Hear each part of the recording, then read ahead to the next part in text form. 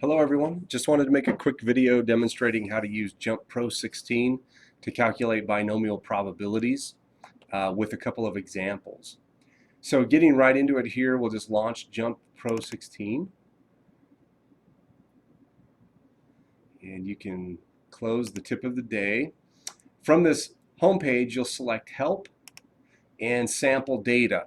And actually, the most difficult part of getting to this binomial probability calculator is just remembering the path to get there. So just make mental notes here that you're going to go to the Help menu and use Sample Data. And from this option, there are a lot of interesting resources here, but we're going to focus on the teaching resources. And within teaching scripts and interactive teaching modules, you will find this distribution calculator. And that's what we're going to use to calculate these binomial probabilities. So I'll just bring this up and kind of get you oriented to this calculator before we work some examples. Notice that there are several distributions for which this calculator will work. We'll focus on several of these over the course of this class, but right now we'll be focusing on binomial for these examples. It will ask us to specify the success probability and the number of trials as the parameters for that binomial distribution. It then wants to know what type of calculation we want to get. This one says that we will supply values and we want it to calculate a probability. There are other options. These mainly pertain to continuous distributions, so we won't worry about this other option here right now. Then we can specify the type of calculation to be done.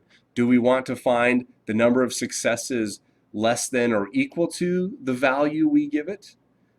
Do we want to find the probability of the number of successes greater than the value Q? Do we want the probability between 2 points or outside of 2 points? We can specify all of that here. Okay, so let's take a look at an example where we will calculate some of these probabilities. So in this first example, what we have is a usual method of teaching a particular self-care skill to physically disabled persons is effective in 45% of the cases. This method is tried with 8 persons. What's the probability that 1 or less will learn the skill? So in probability notation, we're wanting to know what's the probability that x is less than or equal to 1.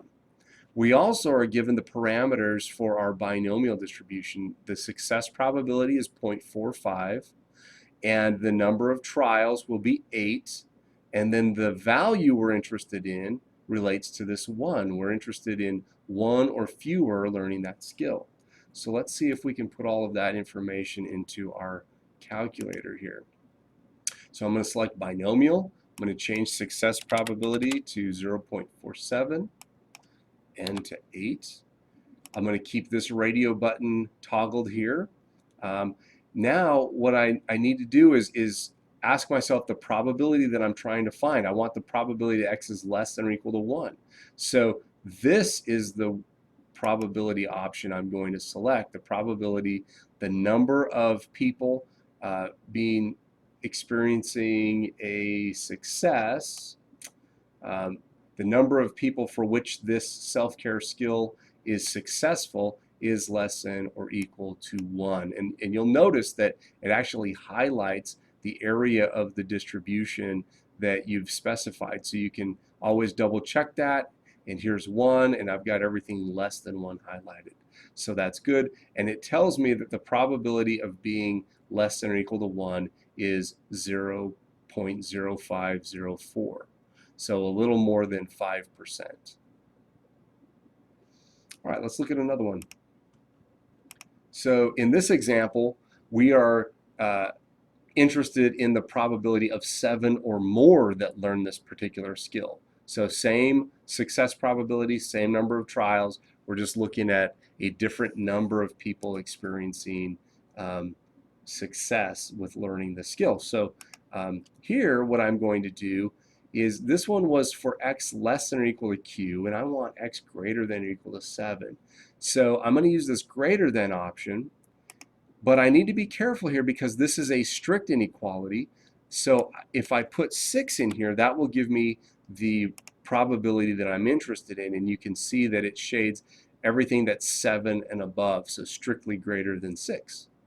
Right? So this is the way that I can specify I want the probability that I have 7 or more that will learn this skill. And that probability, success probability, is 0.0239. Great. One more. In this example, we have a new therapeutic agent, and it has a 90% response rate in patients with a certain type of cancer. Out of 5 such patients, what's the probability that exactly 3 will respond? Right, so I'm interested in probability that X is equal to 3 with a 90% success probability and 5 trials. Okay, so I'm just going to change these parameters to reflect that. I have 5 trials. I still want it to calculate a probability for me. But notice that I don't have the option that X is equal to something. I have these inequalities, and so what I need to do is kind of trick jump into giving me the value that I want. And this one will allow me to get the probability that X is between 2 values. Notice that it's strictly greater than the lower value, but less than or equal to the upper value. So if I put 2 in here for the lower value and 3 for the upper value, this should identify the probability that X is exactly equal to 3 because it's strictly greater than 2 but less than or equal to 3. And you can see from this graph here, this figure here, that it's shaded the area that's associated with 3. And that probability is 0.0729. All right, hopefully that gets you started and gives you jump options so you don't have to use those lookup tables for the binomial probability.